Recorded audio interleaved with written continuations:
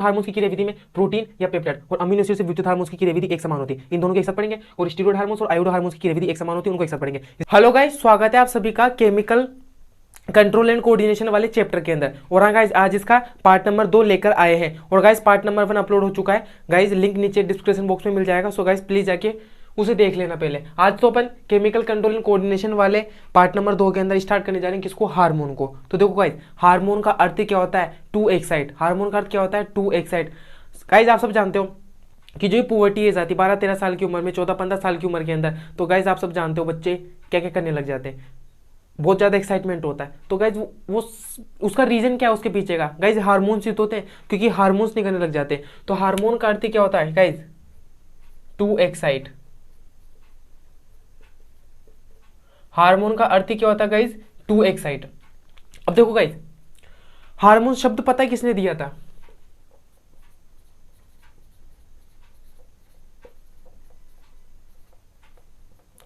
जो हार्मोन शब्द था ना, वो स्टार्लिंग ने दिया था। कौन से वैज्ञानिक ने दिया था? स्टार्लिंग ने।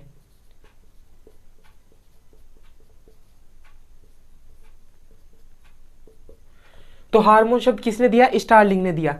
और हाँ गाइज, सबसे पहला खोजा गया हार्मोन कौन सा था? तो वो भी आपको याद रखना है। तो सबसे पहला खोजा गया हार्मोन था सिक्रेटिन।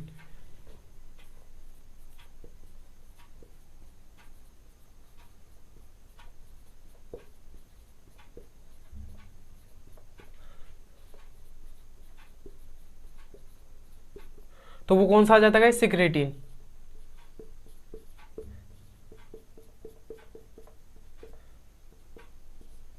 कौन सा आ जाता है? सिक्रेटिन आ जाता है। तो देखो गाइस, हार्मोन का क्या होता है? To excite. हार्मोन शब्द किसने दिया? स्टार्लिंग ने दिया। और सबसे पहला खोजा गया हार्मोन कौन सा था? सिक्रेटिन था।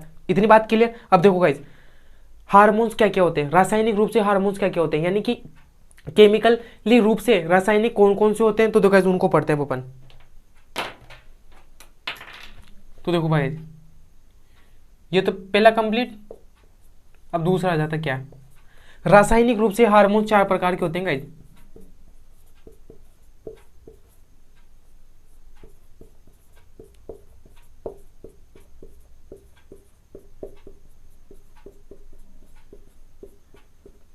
तो देखो गाइस, रासायनिक रूप से हार्मोन्स कौन कौन से प्रकार के होते हैं? पहला, या तो वो प्रोटीन हो या पेप्टाइड नेचर की हो। प्रोटीन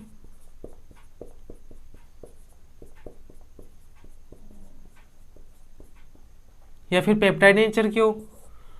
दूसरा कौन सा आ जाता है? अमीनो एसिड से विकसित हो।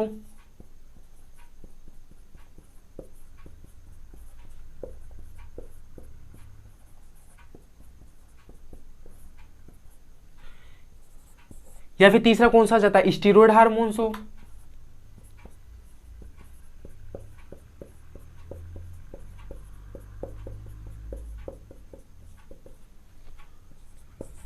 या फिर चौथा कौन सा आ जाता है? आयोडो हार्मोन्स हो।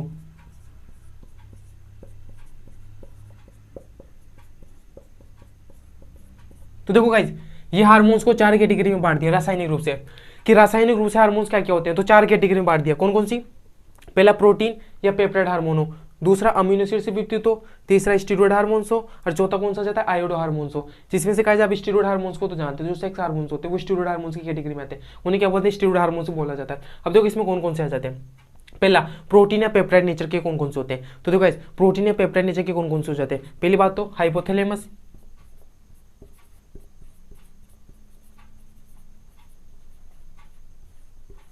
सारे के सारे हाइपोथैलेमस के से निकलने वाले जितने भी हार्मोन्स होते हैं वो सारे के सारे पीयूष ग्रंथि के हार्मोन्स हैं।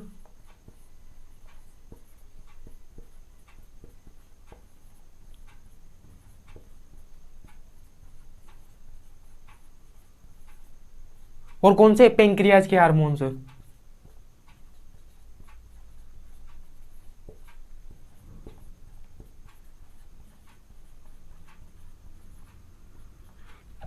तो हाइपोथैलेमस, पीयूष ग्रंथि और पेंक्रियाज के जितने भी हार्मोन्स होते हैं सारे के सारे प्रोटीन या पेप्टाइड नेचर के होते हैं। कौन से नेचर के होते हैं? प्रोटीन या पेप्टाइड नेचर के होंगे। अब दूसरा आ जाता है अमीनो एसिड से विकसित। तो अमीनो एसिड से विकसित 2 हार्मोन याद रखने आपको, एपिनेफ्रिन और नोर एपिनेफ्रिन। Very very important.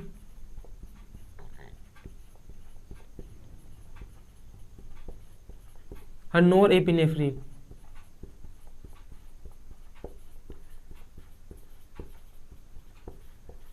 बात क्लियर। अब देखो स्टीरॉयड हार्मोन्स में आ जाता है। तो स्टीरॉयड हार्मोन्स में देखो गाइस, एक तो एड्रिनल कोर्टेक्स के हार्मोन, उसके अलावा एस्ट्रोजन, प्रोजेस्टेरोन, टेस्टोस्टेरोन, ये आपको चार याद रखने हैं। तो इसमें कौन कौन से आ जाते हैं, कौन सा बोला था, एक तो एड्रिनल कोर्टेक्स के हार्मोन,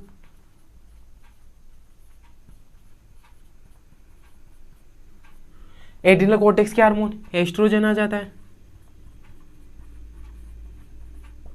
प्रोजेस्टेरोन आ जाता है और टेस्टोस्टेरोन आ जाता है। गाइस अभी तो मैं यहाँ पे लिख रहा हूं, तो गाइस इन सबको डिटेल से भी पढ़ेंगे। सो गाइस टेंशन मत लेना, इन सबको क्या करेंगे अपन, डिटेल से भी पढ़ेंगे। अब लास्ट वाला आ जाता है आयोडो हार्मोन से। तो गाइस जो थायरोक्सिन हार्मोन होता है वो कौन सा होता है, आयोडो हार्मोन होता है। तो लास्ट वाली कैटेगरी जो ये आ जाती है उसके अंदर क्या याद रखना आपको, थायरोक्सिन हार्मोन।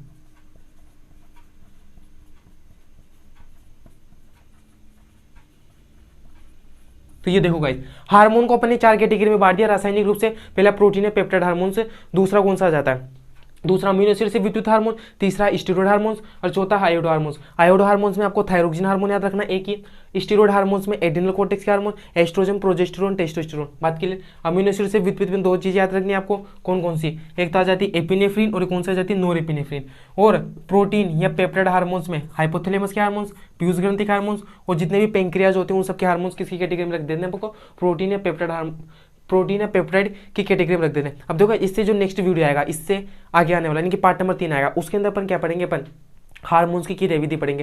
तो उन हार्मोन्स की क्रियाविधि में प्रोटीन या पेप्टाइड और अमीनो एसिड से विद्युत हार्मोन्स की क्रियाविधि एक समान होती है, इन दोनों के एक साथ पढ़ेंगे। और स्टीरॉयड हार्मोन्स और आयोडो हार्मोन्स की क्रियाविधि एक समान होती है, उनको एक साथ पढ़ेंगे। इसलिए गाइस इसको याद रखना। और गाइस देखो पहले तो आप इसका स्क्रीनशॉट मान लो, मान लिया स्क्रीनशॉट। तो देखो गाइस अब इसको उठा देते हैं। अब अभी तो क्या है, इसमें रासायनिक रूप से हार्मोन्स पढ़ा अपन ने क्या पढ़ा कि रासायनिक रूप से हार्मोन्स क्या होते हैं, अपन ने वो पढ़ा। अब किसको स्टार्ट करने जा रहे हैं अपन, हार्मोन्स के लक्षण। क्या स्टार्ट करने जा रहे हैं, हार्मोन्स के लक्षण, कि हार्मोन के लक्षण क्या क्या होते हैं। तो हार्मोन के लक्षण के अंदर पहला लक्षण तो क्या आ जाता है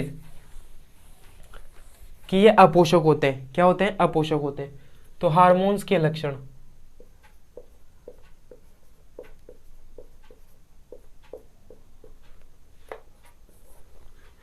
तो हार्मोन्स के लक्षण के अंदर पहला लक्षण तो कौन सा आ जाता है कि ये कैसे होते हैं, अपोषक होते हैं।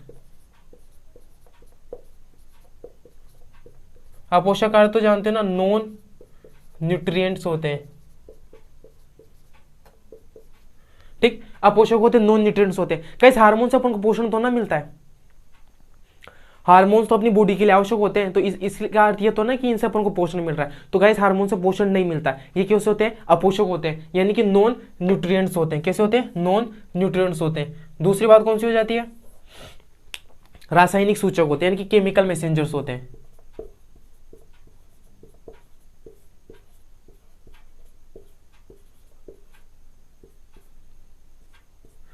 रासायनिक सूचक होते हैं यानी कि केमिकल मैसेंजर होते हैं।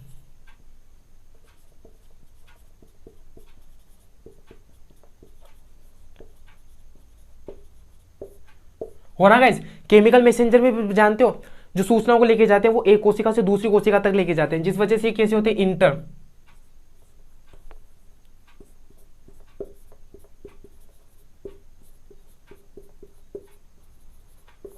इंट्रासेल्युलर होते हैं। गाइस अगर एक ही कोशिका के बीच में सूचना को लेके जाते हैं तो उसे बोलते हैं इंट्रा, लेकिन यहाँ पर ऐसा नहीं होता, एक कोशिका से दूसरी कोशिका तक सूचना को लेके जाते हैं। यानी कि टारगेट अंग और जो स्रोत होता है वो अलग अलग होते हैं, जिस वजह से कैसे होते हैं, इंटरसेल्युलर होते हैं। इंटर दो के बीच में यूज होता है और इंट्रा एक ही के बीच में यूज होता है। ये अंतर मैंने आपको पहले भी समझाया था। दूसरी बात, बहुत बहुत कम मात्रा में स्रावित होते हैं, नैनोग्राम्स के अंदर, तो बहुत कम मात्रा में स्रावित होते हैं।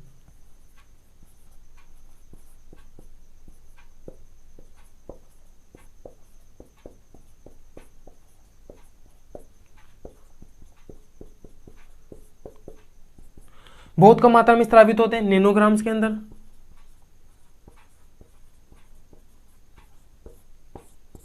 नैनोग्राम्स के अंदर स्रावित होते हैं। तो ये गाइस देखो हार्मोन्स के लक्षण में अपन ने 3 लक्षण पढ़ लिए, कौन कौन से? अपोषक होते हैं, नॉन न्यूट्रिएंट्स होते हैं, रासायनिक सूचक होते हैं, और तीसरा कौन सा ज्यादा बहुत कम मात्रा में क्या होते हैं? स्रावित होते हैं, नैनोग्राम्स के अंदर स्रावित होते हैं। अब देखो गाइस यहाँ पर क्या होता है, स्रोत और टारगेट अंग जो होते हैं वो दूर दूर होते हैं। इसके अंदर एक बात और क्या याद रखनी है आपको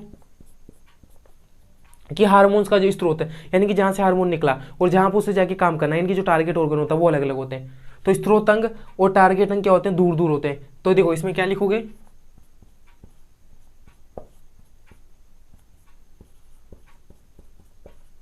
स्रोत क्या क्या रखोगे में? स्रोत और जो टारगेट अंग होते हैं वो क्या होते हैं? दूर दूर होते हैं। स्रोत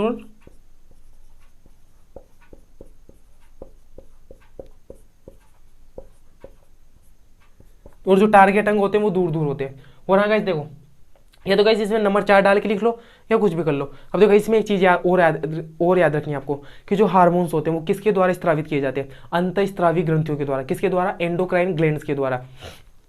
क्योंकि chemical control and coordination chapter का ही दूसरा नाम क्या आ जाता है? एंडोक्राइन सिस्टम आ जाता है, इनके अंतःस्रावी तंत्र आ जाता है। कल लिखा था ना मैंने आपको। तो देखो स्रोत तो टारगेट अंग तो दूर दूर होते हैं, और जो ये किसके द्वारा स्त्रावित होता है? हार्मोन्स अंतःस्रावी ग्रंथियों के द्वारा स्त्रावित। देखो ग्रंथियां 2 प्रकार की होती है। पहली बात तो ग्रंथियों की डेफिनेशन पूछे तो ग्रंथियां क्या होती है? जो कुछ ना कुछ स्त्रावण करती है, यानी कि केमिकल्स का स्त्रावण करती है, वो क्या कहलाती है? ग्रंथियां कहलाती है। 2 प्रकार की, एंडोक्राइन और एक्सोक्राइन, यानी कि अंतःस्रावी और बहिस्रावी। अब देखो जो अंतःस्रावी होती है ना, उनसे जो निकलने वाले केमिकल्स होते हैं वो क्या कहलाते हैं? हार्मोन्स कहलाते हैं। और जो हार्मोन होता है वो डिफ्यूजन से आगे बढ़ता है। कैसे आगे बढ़ता है? डिफ्यूजन से, यानी कि विसरण से आगे बढ़ता है। और जो अंतःस्रावी ग्रंथि होती है वो डिफ्यूजन, अंतःस्रावी ग्रंथियों से निकलने वाले केमिकल्स हार्मोन्स कहलाते हैं।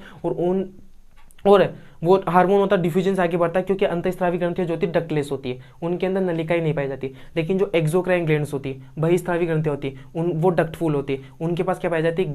डक्ट्स पाई जाती है, यानी कि वाहिनिकाएं पाई जाती है। क्या पाई जाती है? डक्ट्स पाई जाती है, वाहिनी पाई जाती है, नलिकाएं पाई जाती है। डक्ट्स यानी कि नलिकाएं पाई जाती है। तो उनसे निकलने वाले जो केमिकल्स होते हैं वो क्या कहलाते हैं? एंजाइम्स कहलाते हैं। समझ में आया? दोनों के अंदर, क्योंकि अंतःस्रावी ग्रंथियां जो होती है वो डक्टलेस होती है, तो उनसे निकलने वाला केमिकल्स हार्मोन कहलाता है। हार्मोन डिफ्यूजन से आगे बढ़ता है। और जो बहिस्रावी ग्रंथि होती है वो कैसी होती है? डक्टफुल होती है, यानी कि उसके अंदर नलिका पाई जाती है, तो उनसे निकलने वाले केमिकल्स एंजाइम्स कहलाते हैं। ये वाला डिफरेंस आपको याद रखना है। तो देखो गाइस, अंतःस्रावी ग्रंथियों के द्वारा स्रावित होते हैं,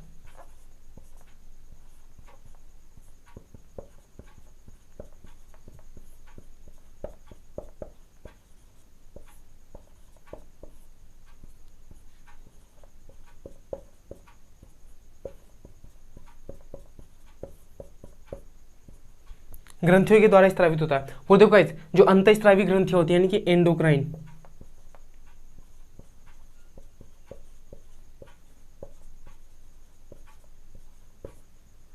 क्राइन ग्लैंड्स जो होती है ना, वो कैसी होती है गाइस? डक्टलेस होती है, डक्टलेस होती है। समझ में? तो यानी कि इससे निकलने वाला जो हार्मोन्स होता है वो कैसे आगे बढ़ता है? डिफ्यूजन से आगे बढ़ेगा। कैसे आगे बढ़ेगा? तो जो हार्मोन्स होते हैं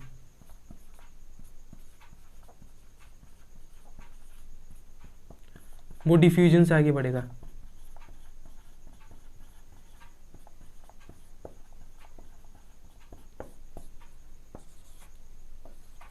और हाँ गाइस, डिफ्यूजन पढ़ा चुके हैं डिटेल से आपको, वो ट्रांसपोर्टिंग प्लांट्स वाले चैप्टर के अंदर। उसके अंदर गाइस लगभग 16-17 वीडियोस अपलोड की जा चुकी गाइस। तो अगर वो वाले सीरीज नहीं देखी तो गाइस उससे भी देख लेना जाके, तो डिफ्यूजन समझ में आ जाएगा। डिफ्यूजन तो पहले लेक्चर के अंदर से स्टार्ट कर देते हैं। तो देखो गाइस, पहले तो आप इसका स्क्रीनशॉट मारो गाइस, मैं साइड में हटता हूँ। स्क्रीनशॉट मार लिया तो बात क्लियर। लास्ट वाला एक बार और समझा देता हूँ आपको। ग्लैंड्स 2 प्रकार की होती है। चलो गाइस समझा देते हैं। ग्लैंड्स 2 प्रकार की, एक तो एंडोक्राइन और एक एक्सोक्राइन। एंडोक्राइन जो होती है ना वो डक्टलेस होती है, वहां पर डक्ट्स नहीं पाई जाती। लिखा है ना डक्टलेस होती है, हाँ सही लिखा है, डक्टलेस होती है। तो इनसे जो निकलने वाले केमिकल्स होते हैं वो हार्मोन कहलाता है, और हार्मोन तो डिफ्यूजन से आगे बढ़ता है। लेकिन जो एक्सोक्राइन ग्लैंड्स होती है उनके अंदर डक्ट्स पाई जाती है, तो उनके निकलने वाले जो केमिकल्स होते हैं वो एंजाइम्स कहलाते हैं। तो एंजाइम डिफ्यूजन से आगे नहीं बढ़ता, डक्ट्स के माध्यम से आगे बढ़ता है। समझ में आएगा गाइस? और हाँ गाइस, आई होप आपको वीडियो अच्छे से समझ में आएगा गाइस। कितना इंटरेस्टिंग चैप्टर्स और गाइस कितने मजे से पढ़ा रहा हूँ आपको गाइस। और फिर भी अगर आपको कोई डाउट रह जाता तो आप मुझे कमेंट बॉक्स कर सकते हो, मुझे व्हाट्सअप कर सकते हो। और हाँ गाइस, आज की वीडियो तो यहीं पर रखते हैं। सो धन्यवाद भाई, मजा आया। और मैं ये जो मजा है हिंदुस्तान के हर व्यक्ति को देना चाहता हूं। और वो जो लाल वाला बटन है उस पे भूकंप लेके आओ या फिर भूचाल, मुझे नहीं पता, बस क्लिक हो जाना चाहिए। मैं तुम्हारे बाप का नौकर नहीं हूं। शाबाश बेटा, बहुत बढ़िया।